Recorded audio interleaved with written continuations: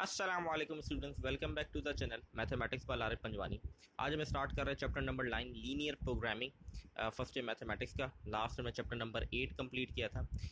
Start करते हैं आज का लेक्चर एक्सरसाइज 9.1 से। सबसे पहला क्वेश्चन नंबर 1 जो है, solve the following inequalities and represent solution on number line. हमें इनइक्वालिटीज़ को सॉल्व करना है। सिंपल, अगर इनइक्वालिटी थोड़ी सी बेसिक भी पता है, ग्रेटर देन लेसर देन की साइन की, तो बहुत आसान सवाल है। हमें इसको सॉल्व करना है और हमें इसको रिप्रेजेंट करना है नंबर लाइन में। नंबर लाइन में किससे रिप्रेजेंट करना है वो थोड़ा नई चीज़ होगी आप लोग के लिए। सबसे पहले सॉल्व करना देख लेते हैं। सॉल्व करना बहुत आसान है। अगर हम इसको कंसिडर करें 2x+5, अगर हम इनइक्वालिटी एज्यूम करें कि ये इनइक्वालिटी का साइन ही है, इक्वल टू का साइन है, तो हमें एक्स की वैल्यू निकाल ली, तो हमारे लिए बड़ा आसान होता है निकालना। 5 को वहाँ जाके माइनस करना, 2 को डिवाइड करना, बिल्कुल एग्जैक्टली हमें बिल्कुल ऐसे ही करना है। हमने एज्यूम करना है कि इनइक्वालिटी की साइन मतलब जो lesser than greater than sign है, इसकी जगह इक्वल टू है और हमें इसको एक्स की वैल्यू फाइंड, जो भी वेरिएबल है उसकी वैल्यू फाइंड आउट कर रही है। तो इसी तरीके से यहाँ पर वैल्यू निकाली गई है। 9 5 वहाँ जाके माइनस हुआ, 9 - 5 4 हो गया। 2 को वहाँ जाके डिवाइड करा दिया तो 4/2 2 आ गया। तो हमारे पास यहाँ आ गया x is lesser than 2, x की वैल्यू छोटी है 2 से। अगर इसका सॉल्यूशन सेट हम बनाए तो कुछ इस तरीके से x बिलोंग्स टू r मतलब रियल नंबर, यहाँ पे ऑलरेडी क्वेश्चन में आपको गिवन है, and x is lesser than 2। ये हो गया आपका आंसर, आपने सॉल्व कर दिया। अब आपने इसको नंबर लाइन के अंदर शो करना। नंबर लाइन के अंदर किस तरीके से शो करते हैं वो मैं आपको बता देता हूँ। अच्छा, इसके अंदर इसको शो करने से पहले एक चीज़ आपने, राउंड ब्रैकेट जो होता है वो हमारे पास कहलाता है ओपन इंटरवल, और स्क्वायर ब्रैकेट जो होते हैं वो हमारे पास कहलाएगा यहाँ पर क्लोज इंटरवल। अब इसका कॉन्सेप्ट क्या है, अब यहाँ पर जो हमारे पास आंसर है वो है x is lesser than 2। x की वैल्यू छोटी है 2 से, मतलब 2 से छोटे जितने भी नंबर्स होंगे, 1.9 1.8 10 0.1, जो भी नंबर्स होंगे 2 से छोटे, वो सारे कहलाएंगे हमारे पास x की वैल्यूज़ कहलाएगी। और 2 जो हमारे पास यहाँ पर आया आंसर में, वो इसमें इंक्लूडेड नहीं होगा। मतलब x बिलोंग्स टू 2 का मतलब क्या है, 2 इंक्लूडेड नहीं होगा सॉल्यूशन सेट के अंदर। ठीक है, जब इस तरह की सिचुएशन आती है कि जो आपके पास आंसर आता है वो इंक्लूडेड नहीं होता, तो वो उसको हम कहते हैं ओपन इंटरवल। इसी तरीके से अगर ये लिखा होता है x is lesser than equal to 2, equal to का साइन आया, इसका मतलब 2 भी आपके सॉल्यूशन सेट में इंक्लूड है, तब हम इसको कहते हैं क्लोज इंटरवल। अब इसका नंबर लाइन में किस तरीके से इसको बनाना है वो मैं आपको समझा देता हूँ। ठीक है, आई होप ये क्लोज और ओपन इंटरवल समझ आ गया होगा, और क्लियर हो जाएगा जब मैं नंबर लाइन बना के आपको बताऊँगा। तो सिंपल हम नंबर लाइन बना लेते हैं। मैंने छोटी सी इसको बनाया है। अच्छा, कंडीशन मुझे कह रही है एक्स की वैल्यू छोटी है 2 से, तो ये ओपन इंटरवल है। तो मैंने 2 से बिल्कुल थोड़ा सा पहले मैंने ये एक ओपन इंटरवल का राउंड ब्रैकेट बना दिया। ठीक है, बिल्कुल इससे 2 स्टार्ट होने से पहले, क्योंकि 1.9 जो वैल्यू होगी वो भी इंक्लूडेड होगी सॉल्यूशन सेट में, मैंने बना दिया। अब यही मेरा नंबर लाइन होगी, यही आंसर होगा। इसकी वजह क्या है, क्योंकि हमें नहीं पता, ये पता है कि एक्स की वैल्यू छोटी है 2 से, कितनी छोटी है, कहाँ तक छोटी है, ये नहीं पता, इसलिए हम इसको क्लोज नहीं करेंगे, हम इसको ऐसे ही रहने देंगे। तो ये हमारी नंबर लाइन हो जाएगी पार्ट नंबर 1 की। इसी तरीके से पार्ट 2 देख लेते हैं। 4x - 5 lesser than equal to 3 + 2x, x वाले एक जगह कर लिए, 4x - 2x हो गया, 5 को वहाँ ले गया पॉजिटिव हो गया, तो 2x laser than equal to 8, 2 का वहाँ जाके डिवाइड किया तो आंसर आ गया x is lesser than and equal to 4। यह आंसर आया, तो इसका सबसे सॉल्यूशन सेट बनाते तो इस तरीके से बनेगा, x बिलोंग्स टू r, इसमें भी r के बराबर है, and x is lesser and equal to 4। ये हमने सॉल्यूशन सेट बना लिया। इसकी भी नंबर लाइन बना लेते हैं हम।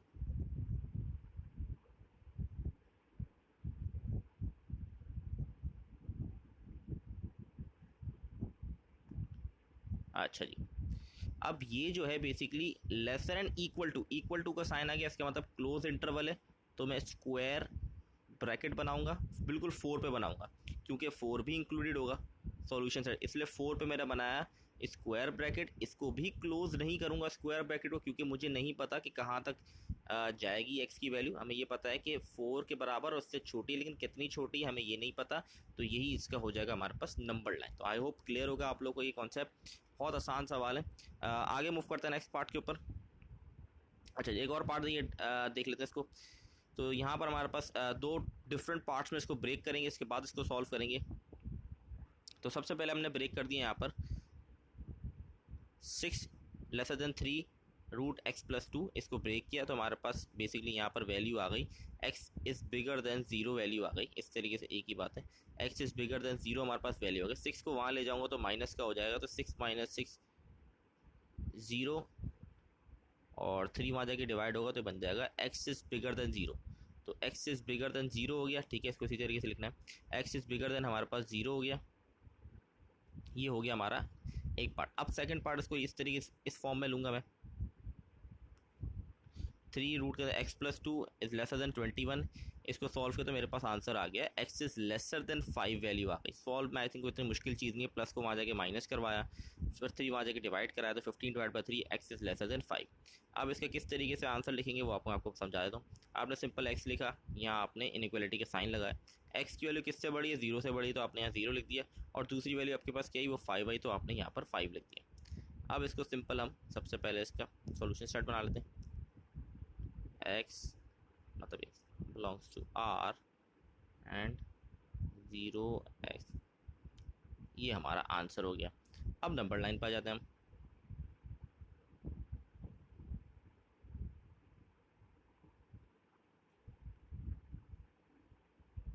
अच्छा जी, अब यहाँ पर मुझे दोनों चीज़ें बताई हुई हैं, एक्स की वैल्यू कितनी बड़ी है और कहाँ तक जाएगी, मतलब एंडिंग और स्टार्टिंग दोनों पता है इस कंडीशन के अंदर। तो सबसे पहले अगर मैं इस कंडीशन को देखूँ तो ये कंडीशन मुझे क्या कहती है, x is laser than 5, x की वैल्यू छोटी है 5 से, और ओपन इंटरवल है तो मैंने 5 से बिल्कुल पहले बना दिया, ठीक है, एक्स की वैल्यू छोटी है 5 से, मतलब 4.9 भी इंक्लूड होगी। अगर मैं अब इस कंडीशन में कहता है एक्स की वैल्यू बड़ी है जीरो से बड़ी, तो मतलब 0.1 भी बड़ी होगी, तो बिल्कुल यहाँ पर मैंने इसको ये बना दिया। तो ये हमारे पास नंबर लाइन बन गई, मतलब एक पूरा हमारे पास राउंड ब्रैकेट बनकर आ गया, जिसके अंदर मैं पता है कि ये रेंज है वैल्यूज़ की स्टार्टिंग और एंडिंग की। तो ये हो गया हमारा question number 1 done. I hope clear होगा, बहुत आसान क्वेश्चन था। नेक्स्ट क्वेश्चन मूव करते क्विकली। अच्छा जी, अब जो क्वेश्चन आ रहे हैं बड़े इंपॉर्टेंट क्वेश्चन है, और जो इसका मेथड है करने का, ये 9.3 तक आप क्वेश्चन करेंगे वहाँ भी यही मेथड होगा, बस कुछ एक्स्ट्रा चीज़ें पूछी जाएंगी, कुछ एंड की चीज़ों में डिफरेंस होगा, लेकिन अगर आपको ये कॉन्सेप्ट समझ आ गया तो आगे आपके सारी एक्सरसाइज बड़ी आसान लगेगी। तो सबसे पहले मैं कह रहा draw the graph of the following linear inequalities, linear inequalities का ग्राफ बनाना है। इसका तरीक़ेकार क्या है सॉल्व करने का। सबसे पहले हमने एक इक्वेशन गिवन है 2x minus y less than equal to 7, हमने लिखा consider equation as consider inequality as an equation, मतलब जो इक्वेशन जो मुझे इनइक्वालिटी की इक्वेशन गिवन थी इसको मैंने एज एन इक्वेशन कंसीडर किया। इसका मतलब इनइक्वालिटी का साइन हटाकर मैंने इक्वल टू का साइन लगाया, ठीक है। तो मेरे पास एक इक्वेशन बन के आ गई 2x minus Y equal to 7। अब इसका हम x और y इंटरसेप्शन निकालेंगे। फॉर एक्स इंटरसेप्शन का मतलब ये होता है कि लाइन जब आपकी x पे टच हो रही होती है तो y आपका ज़ीरो होता है, इसलिए मैंने लिखा कि let y equal to zero. जब भी हमारे इक्वेशन की लाइन x इंटरसेक्ट करती है, x इंटरसेप्ट का मतलब जो x एक्सिस होता है हमारे पास, अगर लाइन आपकी एक्सिस पे टच करती है यहाँ पर तो इसका y ज़ीरो, ठीक है, इसलिए मैंने लिखा let y equal to zero. तो इक्वेशन में y की जगह ज़ीरो पुट किया तो मेरी वैल्यू आ गई x की 3.5। इसका मतलब ये आपकी 3.5 वैल्यू आई जब आपने y क्या पुट किया ज़ीरो, तो एक ही कोऑर्डिनेट हमारे पास आ गया। अब y इंटरसेप्शन निकालेंगे। y इंटरसेप्शन का मतलब है जब आपकी लाइन y पे टच हो रही है तो आपका x ज़ीरो होता है, तो x equal to zero put किया तो मेरे पास वैल्यू आ गई -7। तो ये मेरे पास दो कोऑर्डिनेट्स निकल के आ गए इक्वेशन से, हर इक्वेशन से दो कोऑर्डिनेट्स निकलेंगे, चाहे दो हो तीन हो, अगर दो इक्वेशन होगी तो चार होंगे, तीन इक्वेशन होगी तो छः कोऑर्डिनेट निकलेंगे, ठीक है, एक इक्वेशन से दो निकलेंगे। अब इन कोऑर्डिनेट्स के थ्रू मैं इसको प्लॉट कर दूंगा मैं ग्राफ में। ये मैंने ग्राफ प्लॉट करना बड़ा आसान है, चैप्टर 8 पढ़ा हुआ है और मैट्रिक का भी थोड़ी बेसिक्स है, तो आपके लिए ग्राफ प्लॉट करना कोई मुश्किल काम नहीं है। ये मैंने ग्राफ बना दिया। एक चीज़ का ध्यान रखना है, आपने क्या करना है, ग्राफ में आपका बेसिकली ये लाइन बन रही है, जितने भी आपकी पेज की लेंथ है आप पूरी लाइन को इसको बिल्कुल सीधा ले जाएं और पूरा इसको पेज कवर कर दें, मतलब जहाँ तक आपका पेज है वहाँ तक इसको स्ट्रेट कर देना है, ठीक है। भले आपका पॉइंट यहाँ पर रुक रहा है लेकिन आप इसको पूरा स्ट्रेट करके बना दें। इसकी वजह मैं आपको बताता हूँ। अब इसमें इंपॉर्टेंट काम है, अब हमें सॉल्यूशन रीजन देखना होता है। अब वो कैसे देखते हैं वो देखते हैं, मैं आपको बताता हूँ। जो आपकी इक्वेशन गिवन है 2x minus y less than equal to 7, इसके अंदर आप x और y की जगह ज़ीरो पुट करेंगे तो क्या बन जाएगा, ज़ीरो इज़ लेसर देन 7, ठीक है। अगर मैं x और इक्वेशन के जो सवाल है बेसिकली जो उसके अंदर अगर मैं ज़ीरो पुट करता हूँ तो मेरे पास बन जाता है ज़ीरो इज़ लेसर देन 7, मतलब ज़ीरो की वैल्यू छोटी है 7 से, तो इसका मतलब ये ट्रू है कंडीशन, ज़ीरो की वैल्यू छोटी होती है 7 से, तो ये कंडीशन ट्रू है। अब याद रखें इसका बड़ा रोल है, ये ट्रू और फॉल्स से बहुत बड़ा रोल है इसमें, ठीक है। अब इससे हमें पता चलता है कहाँ पे हमारा ग्राफ शेडेड होगा, हमें शेड करना होता है ग्राफ के एक पर्टिकुलर जगहों को, तो ये हमें ये बताता है कि कंडीशन ट्रू है। तो याद रखिएगा जब भी आपकी कंडीशन ट्रू होगी तो आपकी जो लाइन होगी वो टूवर्ड्स द ओरिजिन जाएगी। ओरिजिन किसको कहते हैं बताता हूँ, ये बिल्कुल मिड पॉइंट जो होता है एक्स और वाई का, ये कहलाता है ओरिजिन, 0,0, ठीक है। जब भी आपकी कंडीशन ट्रू होगी आपका ग्राफ टूवर्ड्स द ओरिजिन जाएगा। और ये लाइन पूरी लंबी करने का मकसद ये था कि जो टूवर्ड्स द ओरिजिन मतलब इसका एरो इस तरफ बनाएंगे आप, ये एरो बनाना नहीं होता, समझाने के लिए से बना रहा हूँ। तो टूवर्ड्स द ओरिजिन आपका ग्राफ मूव करेगा, इसका मतलब ये वाला पूरा पार्ट आप शेड कर दें, बिल्कुल लाइट पेंसिल से आपने शेड करना होता है, ऐसा ना हो कि नंबर भी आपके मिट जाए दिखना, और बिल्कुल लाइट पेंसिल से और ध्यान से आपने करना होता है, ठीक है। बिल्कुल लाइट पेंसिल से, और ये लाइन्स को नहीं करना होता, तो बड़े ध्यान से आपने करना हो, बहुत लाइट पेंसिल से करना है। तो ये पूरा एरिया आप शेड कर देंगे, इसीलिए क्या था पूरी लाइन आप ड्रॉ कर देगा, तो ये पूरा एरिया आपका शेडेड हो जाएगा। ग्राफ अगर कंडीशन ट्रू होगी तो ग्राफ आपका टूवर्ड्स द ओरिजिन जाएगा, अगर कंडीशन फॉल्स होगी तो वो ग्राफ ओरिजिन से दूर जाएगा, ठीक है। तो ये समझना बड़ा इंपॉर्टेंट था, ठीक है। और सवाल करेंगे तो और क्लियर हो जाएंगी चीज़ें। एक और सवाल देख लें, 3x + 4y is bigger than in equal to 10, बिल्कुल इसी तरीके से सॉल्व किया जैसे प्रीवियस सवाल सॉल्व किया, ऐसा इक्वेशन कंसिडर किया, फिर हमने y इंटरसेप्शन निकाला तो आगे 3.3 आ गए, और सॉरी x इंटरसेप्शन निकाला तो वैल्यू है x की 3.3, y इंटरसेप्शन निकाला तो वैल्यू है 2.5। तो मेरे पास दो कोऑर्डिनेट आ गए 3.3, 0 एंड 0, 2.5। अभी कोऑर्डिनेट तो आप क्लियर होगा, यहाँ पे देखें जब आपने y पुट किया y 0 तो आपको x क्या है 3.3, इसलिए आपका कोऑर्डिनेट बना 3.3, 0। इसी तरीके से यहाँ पर जब आपने x पुट किया तो y आ गया 2.5, तो इसलिए आपका कोऑर्डिनेट बन गया 0, 2.5। ये हमने पूरा ग्राफ बना दिया। अब इसका सॉल्यूशन रीजन चेक करते हैं, वो ट्रू है कि फॉल्स है कंडीशन देखते हैं।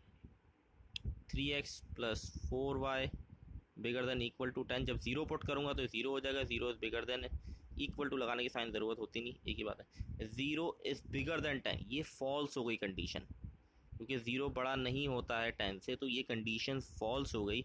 इसका मतलब ये है कि आपका जो लाइन है आपकी वो ओरिजिन से दूर जाएगी, और इसके अंदर भी यही करना है, आपने लाइन को पूरा ड्रॉ कर देना है, पूरा लेके जाना है जितनी भी आपकी लेंथ है आपके पेज की।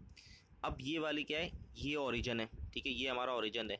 अगर ट्रू होती कंडीशन तो इस तरफ एरो बनाता कि ओरिजिन की तरफ जाएगी हमारी लाइन, लेकिन यह कंडीशन फॉल्स है, मतलब ओरिजिन से दूर जाएगी। इसका मतलब ये एरोज नहीं बनाना, तो फिर कह रहा हूँ ये समझाने के लिए सिर्फ बना रहा हूँ। तो इसका मतलब ये वाला पूरा एरिया आपका शेडेड हो जाएगा, ठीक है, ये पूरा एरिया आप शेडेड कर देंगे, ये आपका एट द एंड आंसर होगा। दैट्स इट, हो गया कंप्लीट। तो ये था क्वेश्चन नंबर 2 जिसके अंदर एक इक्वेशन थी, आपने एक्स और वाई इंटरसेप्ट करके कोऑर्डिनेट्स निकालने थे, आपने इसको ग्राफ में प्लॉट किया, फिर आपने सॉल्यूशन ये देखा कि आपका सॉल्यूशन रीजन पे आ रहा है कि नहीं आ रहा। बेसिकली देखना पड़ता ट्रू होती फॉल्स होती कंडीशन, आपने वो चेक की, अगर फॉल्स होगी तो वो ऑरिजिन से दूर जाएगी, अगर ट्रू होगी तो टूवर्ड्स द ऑरिजिन आएगी। तो आई होप क्लियर हो गया, बड़ा आसान सवाल है और से एक शॉर्ट जरूर आएगा इंशाल्लाह पेपर के अंदर। अच्छा क्वेश्चन नंबर 3 पे आ जाते हैं, ये भी बिल्कुल इस तरीके से, बस यहाँ पर हमें दो इक्वेशन दे दी गई है, तो system of linear inequalities graphically solve करना है। तो इसके अंदर बिल्कुल वैसा ही कॉन्सेप्ट तरीका करना है जैसे पीछे हमने किया था, बस यहाँ पे दो इक्वेशन, दो लाइंस बनेगी, वो थोड़ा देखते हैं किस तरीके से। पहली इक्वेशन ली 3x - y bigger than equal to 8, इसके हमने y और x इंटरसेप्शन निकाल लिए। आई होप इसमें कोई मुश्किल है नहीं y x इंटरसेप्शन में, तो इसलिए मैं गो थ्रू करवाऊँ जल्दी जल्दी। तो यहाँ पर मेरे पास कोऑर्डिनेट आ गया 2.6, 0 एंड 0, -8। वैल्यूज़ निकालना मुश्किल नहीं है। x इंटरसेप्शन में अपने y को 0 पुट करना है, x निकालना है, और y इंटरसेप्शन में आपने x को 0 पुट करना है और y की वैल्यू निकालनी है। इसी तरीके से सेकंड इक्वेशन के साथ भी बिल्कुल इसी तरीके से हमने काम किया कि उसका भी x और y इंटरसेप्शन निकाला था, उसके भी कोऑर्डिनेट्स हमारे पास आ गए 2.5, 0 एंड 0, 1.6। तो ये मैंने दोनों इक्वेशंस के दो कोऑर्डिनेट्स आ गए, मतलब टोटल 4 कोऑर्डिनेट्स हमारे पास आ गए, ठीक है। अब हम इसको हम ग्राफ में देखते हैं, ग्राफ में कैसे बनेगा। अच्छा सबसे पहले हम चेक कर लेते हैं ये ट्रू है फॉल्स है, फिर हम ग्राफ की तरफ बढ़ते हैं। पहली इक्वेशन है 3x - y 0, अगर मैं 0 पुट, सॉरी 8 है यहाँ पे, अगर मैं 0 पुट करता हूँ तो बनता है 0 इज़ बिगर देन 8, तो ये ट्रू हो गई कंडीशन, मतलब पहली इक्वेशन की कंडीशन ट्रू है सॉल्यूशन। दूसरी देखते हैं 2x + 3y bigger than equal to 5, यहाँ भी 0 पुट करता है, 0 इज़, सॉरी मैंने गलत बोल दिया, 0 बड़ा 8 से तो फॉल्स हो गई, सॉरी ये मुझसे मिस्टेक हो गई। 0 इज़ बिगर देन 8 ये फॉल्स हो गई, एंड 0 इज़ बिगर देन 5 तो ये भी हमारे पास फॉल्स। तो दोनों कंडीशंस हमारे पास यहाँ पर फॉल्स हैं। तो देखते हैं अब इसको किस तरीके से हम ग्राफ में करते हैं। तो ये हमारे पास ग्राफ बना हुआ है, ठीक है। अब इसको गौर से समझना है आपने ग्राफ। जैसे मैंने प्रीवियस क्वेश्चन में आपको बताया कि आपने पूरी पूरी लाइंस को ड्रॉ कर देना, भले आपका ग्राफ की लाइन एक हद तक बन रही है, आपने पूरी लाइंस बना दी थी। तो इसमें भी यही करना है, ये भले इंटरसेक्ट नहीं कर रहा है, आपने पूरा इसको ड्रॉ कर देना है, मतलब जहाँ तक आपकी लेंथ है पेज की आपने पूरा इसको बना देना है ग्राफ में। अब आपने गौर से इस चीज़ को समझना है, ठीक है। अब यहाँ पर हमारे पास देखें 4 पार्ट्स। अब इसको किस पार्ट को शेड करना ये बताना मुश्किल है, ठीक है। किस पार्ट को शेड करना ये बताना थोड़ा मुश्किल होगा अभी आप लोग के लिए, तो इसीलिए इसको समझना बड़ा ज़रूरी है। देखें, टूवर्ड्स द ओरिजिन, ये ओरिजिन है, सही है। अगर टूवर्ड्स द, एक लाइन ये है और एक लाइन ये, टूवर्ड्स द ओरिजिन जो है वो तो जाएगा नहीं, ठीक है। टूवर्ड्स द ओरिजिन तो ये जाएगा नहीं, क्योंकि कंडीशन हमारे पास फॉल्स हो चुकी है, मतलब ये वाली जगह तो शेड होगी ही नहीं, क्योंकि हमारे पास ये 4 जगह, 1 1 2 3, ये 3 जगह रह गई। अब इनमें से कौन सी जगह को शेड करना है, कौन सी जगह को नहीं करना, वो समझाने की कोशिश कर रहा हूँ मैं आप लोग को। ये वाली जगह शेड नहीं, क्योंकि ये टूवर्ड्स द ओरिजिन तो जाएगा नहीं, ठीक है। अब हम एरोज बनाएंगे, ये ओरिजिन से दूर जाएगा ना, ये वाली लाइन है, ये ओरिजिन से दूर जाएगी, ठीक है। और एक ये वाली लाइन है,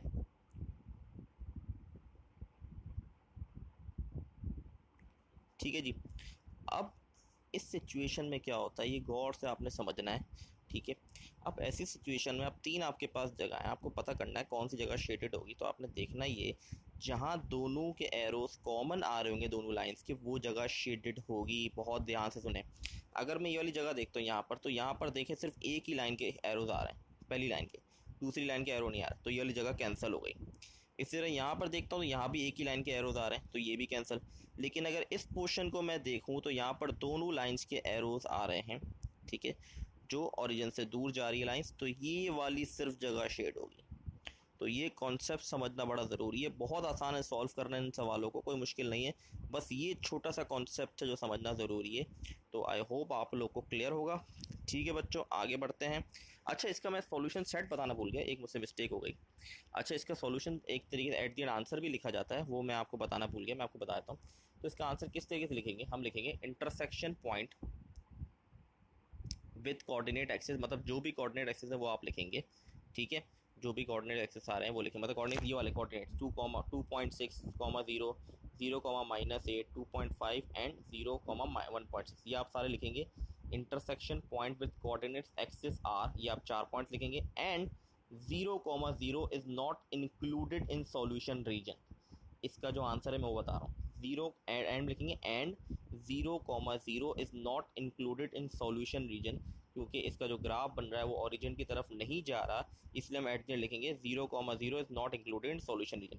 पूरी line intersection points with coordinate axis are, ये 4 points, and 0,0 is not included in solution region. तो ये हमारा main at the end answer हमें लिखना होगा, ये ज़रूर लिखना है, भूलिएगा मत, ठीक है। मैंने यहाँ लिखा हुआ नहीं है, आपने ज़रूर लिखना है। तो ये हो गया हमारा क्वेश्चन डन। क्वेश्चन नंबर 4 पे आते हैं। क्वेश्चन नंबर 4, अगर टूवर्ड्स द ओरिजिन जा रहा होगा तो हम लिखेंगे 0,0 is included in the solution region, ठीक है, सिंपल सवाल। टूवर्ड्स द क्वेश्चन नंबर 4 पे आते हैं। क्वेश्चन नंबर 4 में हमारे पास दो इक्वेशन है, एक और लास्ट वाली भी इक्वेशन गिवन है। 2x plus y is less an equal to 5 and 3x minus 2y is less an equal to 7 and x is bigger than an equal to 0, मतलब x की वैल्यू बड़ी और बराबर है 0 के। तो सबसे पहले मैंने दोनों इक्वेशंस के कोऑर्डिनेट्स फाइंड आउट कर लिए।